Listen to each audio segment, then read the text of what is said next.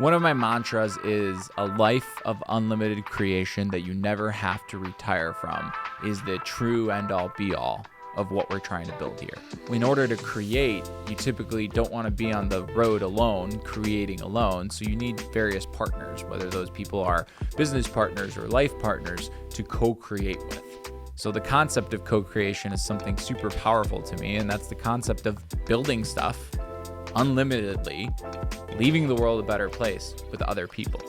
Now, in order to co-create, you need to get people aligned on a similar vision. And in this video below, I actually want to dive in deeply into different tactics and tools that I use to be able to co-create with both my wife, my business partners, other leaders within my organization. Let's dive in.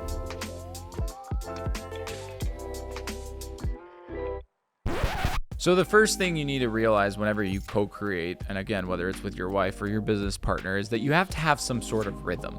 Everything in the world happens in a rhythm, from the waves of the ocean to the days and the nights to the clouds coming through and the clouds leaving out to even our heartbeats. And when it comes to creation, I think the fundamental is creating a rhythm of creation. And when I look at like the rhythms that we should establish is we always start with a 5-year vision or a grandiose idea of where we're going. So when it comes to like my wife and I, we have a vision board of where we see ourselves, how many kids we see ourselves having, what kind of house are we creating, what kind of values are we going to abide by. If we were to close our eyes and fast forward to the future, what do we see our family like? Then on the business side, we have this idea of an IPO company that has a bunch of different employees that are creating personal and professional outcomes for themselves. And there's a clear and concise 5-year vision. And then we break that down into every single year. So we've got 1 to 5 year plans.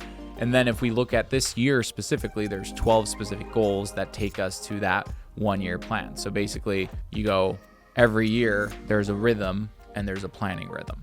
And then that specific year is then taken and broken up into quarters, 3 months at a time. And every one of those quarters has a specific theme or a rock that we're carrying forward or goals for that quarter that align with that yearly vision. And then that's taken all the way down to a weekly sync where every single week there's a rhythm. And in fact, every single day in my life has a rhythm from the minute I wake up to the minute I go to sleep that's aligned with that 5-year vision. So if you want to co-create with people, it's very important to think about the rhythms that you're going to have. So the second tool in my arsenal that I use, and it's by far the most powerful and my favorite, is the concept of an offsite. And the concept of an offsite is simple. You're getting the heck out of wherever you are with the person you're co-creating with and dedicating time to bond together, vibrate on the same frequency, and also strategically think about the future. So I do offsites every quarter, and I do them with my leadership team. I typically also do them with my wife, and they are very, very, very powerful. And the key element to an offsite, the most important one, is being able to remove yourself from that current environment. So a lot of people do offsites within their office with their team, and they just say, hey, we have this boardroom anyway, let's just do it here. And then all the distractions and everything of the day-to-day of the business hinder them from being able to accomplish it. Our leadership team, last offsite, we went just downtown Chicago, rented out a room at the Trump Tower and did stuff there. We've done things like, rented a cabin in the Smoky Mountains and spent some time there.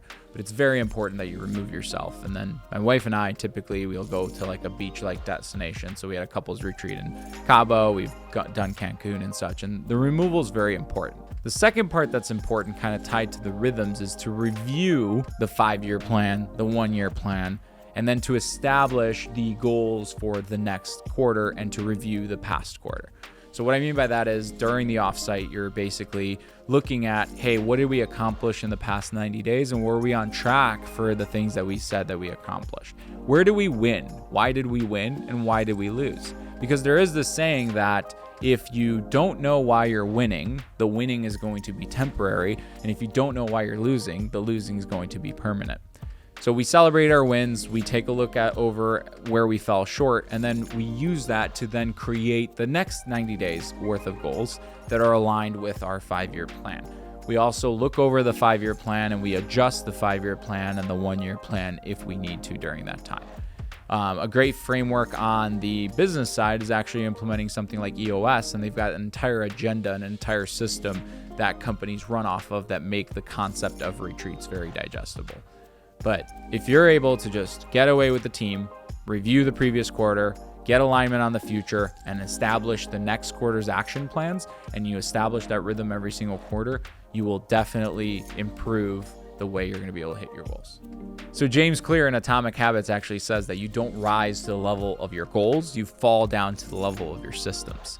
And if you're able to establish a cadence like a weekly sync to where you're constantly working on where are you falling short, how can you get to your goals, it's an amazing cadence to have. When it comes to co-creating with our leadership team, every single week we have a leadership meeting and we follow the EOS framework, which I'll link below so that way you guys have.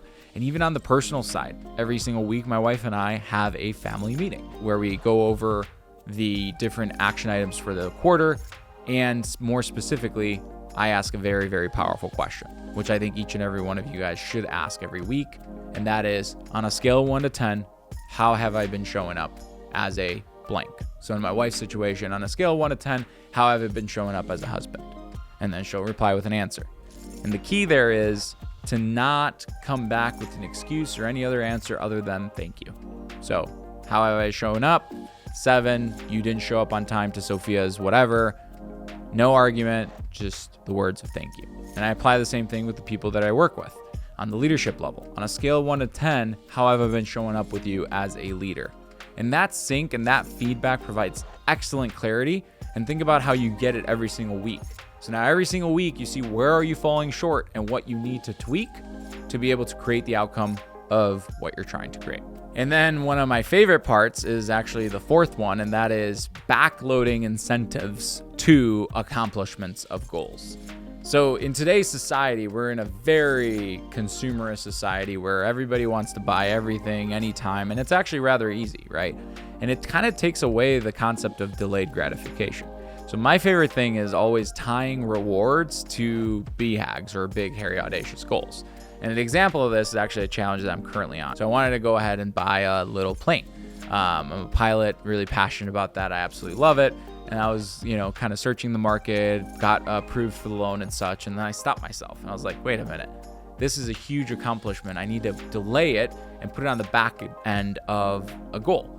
And I kind of analyzed, okay, where am I falling short in life? And I realized that I was on this plateau within my health journey. So I said, okay, well, let's set a goal. 12% body fat was my goal for the year. So I'm like, okay, I won't get the plane until I get to the 12% body fat. And then I even set a consequence of opening up an OnlyFans account if that doesn't happen, which we won't talk about because it's not going to happen. So bottom line is, it's always great to put in huge rewards after you accomplish those specific goals. That way you can earn the things that you're working hard for. And it eliminates it increases the concept of delayed gratification, which is actually very, very important. So in conclusion, BHAGs, or big, hairy, audacious goals, go from being these wishes to being these logical things that you just accomplish. After I've started implementing those 4 tools within my life, I have full control over the goals that I set, and they're not these wishes or desires, and they don't feel like winning the lottery. They just feel like doing the work and getting the result. So I strongly recommend to each and every one of you guys to establish some sort of planning rhythm to co-create with your partners. Create an offsite rhythm where you're going offsite and working on those specific goals. Establishing a system of a weekly sync where you're consistently seeing where you're falling short of those goals and constantly tweaking those things. And lastly, which is the most fun part of this all, is establishing rewards that you are able to earn once you accomplish those BHAGs. Now, if you were interested in this video, you would definitely be interested in the mindset shifts that I've had while being a tech entrepreneur. I would love for you guys to click that video, and I will see you guys on the other side.